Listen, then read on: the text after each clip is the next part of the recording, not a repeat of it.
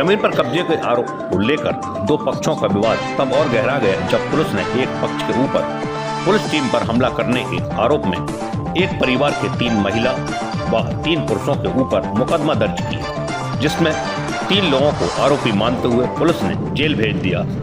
एक पक्ष ने दूसरे पक्ष पर एवं पुलिस पर सांठ-गांठ कर झूठा मुकदमा दर्ज कर कार्रवाई करने का विरोध करते हुए पुलिस कप्तान को शिकायती पत्र देते हुए न्याय की गुहार लगाई।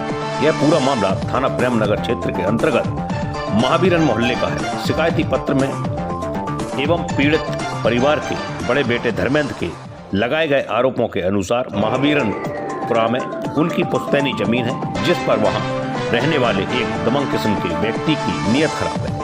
वह कई बार उस जमीन को बेचने के लिए दबाव बना चुका है, जिसे धर्मेंद्र का परिवार बेचना नहीं चाहता। उक्त व्यक्ति की शिकायत धर्मेंद्र की मां राम कुमारी ने विगत 15 अक्टूबर को लिखित रूप से थाना प्रेमनगर में की, परंतु आरोपी के ऊपर कोई कार्रवाई पुलिस द्वारा नहीं की गई।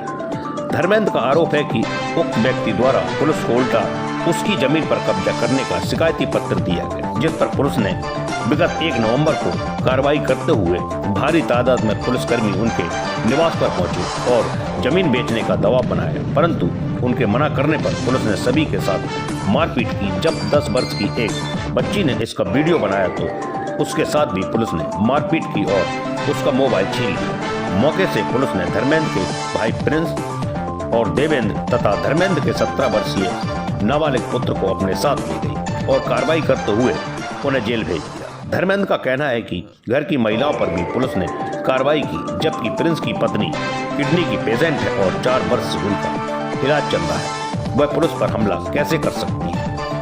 उसकी किडनी ट्रांसप्लांट होना है और 65 वर्षीय वृद्ध मां है जो बीमार रहती है, जिसे पुलिस ने हमले का आरोपी बनाया है। 17 वर्षीय नाबालिग बेटा है, जबकि पुलिस की संख्या लगभग 30 रही होगी। ऐसे में पुलिस ने दूसरे पक्ष से सांठ-गांठ कर घटना को अंजाम दिया है और झूठे मुकदमे फंसाया है। धर्मेंद्र का यह भी कहना है कि उन्होंने और उनकी मां ने पुलिस कप्तान को शिकायती पत्र दिया है और अब उन्हें पुलिस की कप्तान से न्याय की आस है। क्या घटना हुई? घटना ये हुई कि हमारा खेत है एक महावीरन पे, तो वहाँ पे उसके बगल में और पीछे भूपेंद्र सिंह चौहान जी की जमीन है और वो हमसे जमीन बेचने के लिए कई बार कह चुके थे, लेकिन हम लोगों ने मना कर दिया क्योंकि हमारा थोड़ी सी जमीन है, तो आने वाले समय में बच्चे वगैरह वहाँ रहेंगे तो वो एक छोटा टुकड़ा वहाँ पे है। लेकिन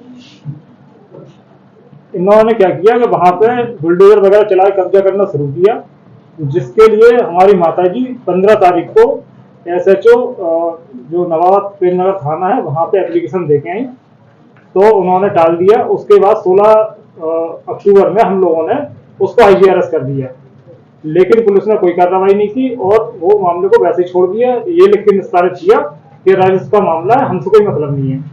जबकि जो उनके लोग थे भूपेंद्र सिंह यादव के, उन्होंने गालियां दी थी और धमकी दी थी, लेकिन पुलिस द्वारा कोई कार्रवाई नहीं की गई।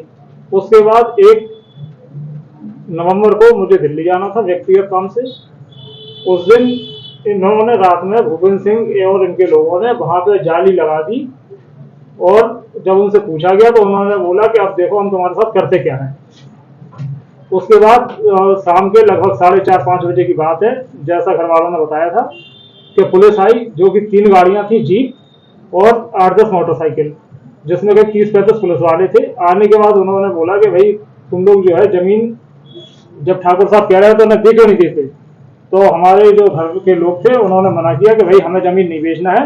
इसके बाद जो पुलिस वाले आए थे, जिसमें SHO और चौकी प्रभारी पुलिया नंबर 9, उन्होंने जो है सभी लोगों के साथ मारपीट करना शुरू किया। जब एक 10 साल की बच्ची उसने वीडियो बनाना शुरू किया तो SI और SHO द्वारा उसको मारा पीटा गया, जिससे वो बेहोश हो गई और उसको चोटें आई और उसका मोबाइल छीन लिया गया। इसके बाद जिसने भी वो वीडियो बनाने की कोशिश की, 3 मोबाइल पुलिस जो है छुड़ा के ले गई। पुलिस ने जब देखा कैमरा लगाया, पुलिस ने पूरा DVR में डिब्बे के निकाल लिया और हमारे दोनों भाई प्रिंस और देवेंद्र और मेरा नाबालिग पुत्र जिसकी उम्र 17 साल है, उसको पुलिस जो है उठा के ले गई थाने।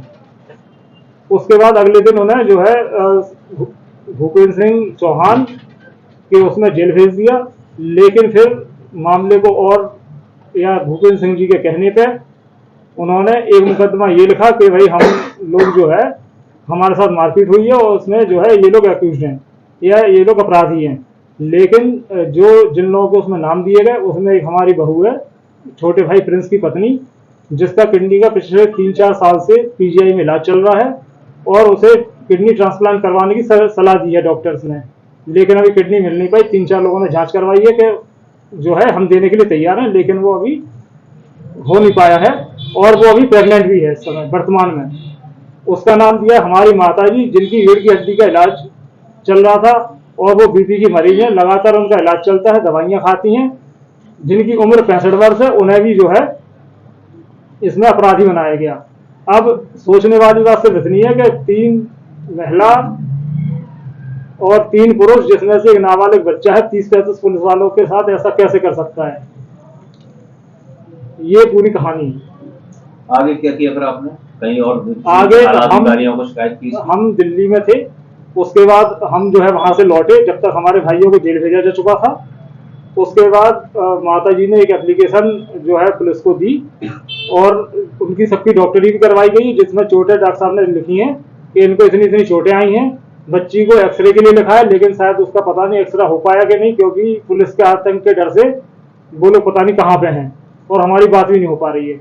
और अभी वर्तमान में हम जो कि चूंकि घर के अकेले बचे हैं जो हैं, बाकी सब लोगों को पुलिस ने किसी न किसी मामले में उलझा करके जैसा करके कर दिया है और उनका कहना तो ये है कि हम तुम्हें भी किसी न किसी मामले में फंसा देंगे।